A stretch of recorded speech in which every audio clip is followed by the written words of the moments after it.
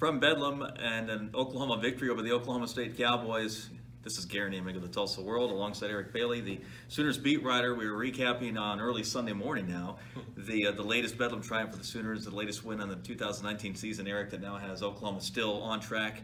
Well, they were going to go to the Big 12 championship regardless of what happened here tonight, but their playoff dreams are alive. They're all their goals still intact after a pretty impressive 18-point win. Yeah, just don't tell Jalen Hurts that Alabama lost because it's rat poison. His focus is on Baylor, and that's what he said. Right. You know, everyone's concentrated on the college football playoff. I think in the back of everyone's minds on that OU football team, they realize that goal remains alive, but the focus has to be on Baylor. That's going to be a big game on Saturday.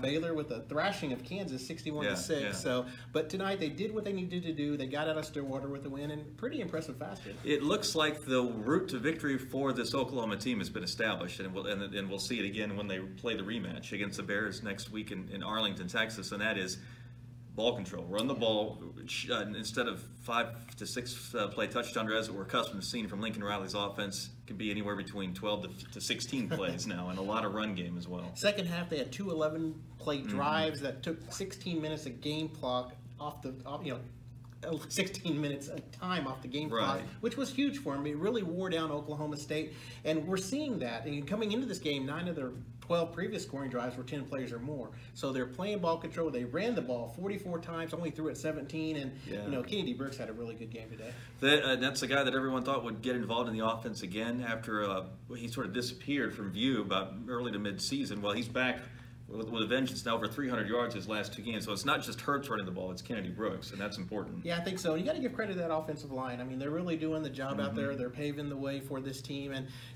Lincoln Riley mentioned it. When you get to this time of year, these are the kind of drives that define your season, and they're really taking advantage of the process. Don't want to get out of here without mentioning the defense.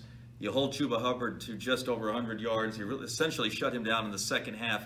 I think you've done pretty well. The other thing that happened for the Sooners was they got 2 turnovers. That's something that they want to do to anyone, to take the ball away from the Cowboys. An interception of Drew Brown and a fumble recovery, also very, very important in a game of this magnitude. -10 in turnover margin in Big 12 games coming into today. Today was the first time they had a positive turnover margin since UCLA. That seems so long ago. And Parnell Motley, I mean, the strip and fumble was huge in the first half, and then he sealed the game with an interception in the second half. That's huge for his confidence and huge for the defense, just the way they play and getting those turnovers.